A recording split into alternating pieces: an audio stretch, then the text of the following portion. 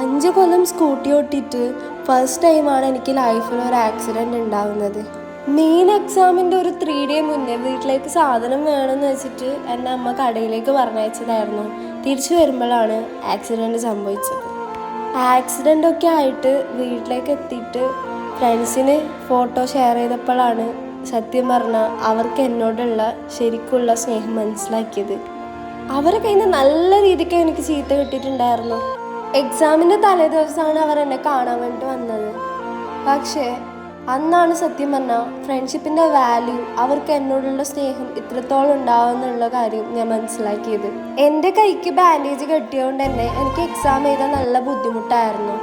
വീട്ടിൽ നിന്ന് അമ്മ തന്ന സപ്പോർട്ടും ഫ്രണ്ട്സിൻ്റെ സപ്പോർട്ടും പിന്നെ എൻ്റെ അഭിയേട്ടൻ തന്ന സപ്പോർട്ടും കൊണ്ടാണ് എനിക്ക് ആ ഒരു എക്സാം പാസ് ചെയ്യാൻ വേണ്ടി പറ്റിയത്. ആ ടൈം എനിക്ക് നല്ലൊരു പേടി ഉണ്ടായിരുന്നു, എക്സാം എഴുതാൻ പറ്റുമോ, നല്ല പെയിൻ അല്ലേ എന്നൊക്കെ വിചാരിച്ചിട്ട്. പക്ഷേ അഭിയേട്ടൻ തലേഡേ മുതൽ വിളിച്ചിട്ട് നിന്നെ കൊണ്ട് പറ്റും, നീ എഴുതി നോക്ക്.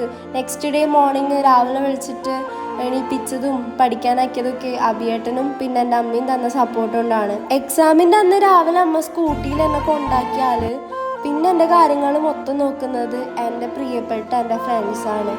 എന്നെ അവർ എക്സാം ഹാളിലേക്ക് കയറ്റിയ ശേഷം മാത്രമാണ് അവർ പോലും എക്സാം എഴുതാൻ വേണ്ടി ക്ലാസ് റൂമിലേക്ക് കയറുക. അന്ന് അവരെന്നെ അതുപോലെ സപ്പോർട്ട് ചെയ്തിട്ടില്ലെങ്കിൽ, അവരെനിക്ക് അതുപോലെ മോട്ടിവേഷൻ തന്നില്ലെങ്കിൽ എനിക്ക് എക്സാം എഴുതാൻ വേണ്ടി പറ്റില്ലായിരുന്നു. ഇന്ന് എനിക്ക് എൻ്റെ ഡിഗ്രി കംപ്ലീറ്റ് ചെയ്യാൻ വേണ്ടി പറ്റില്ലായിരുന്നു.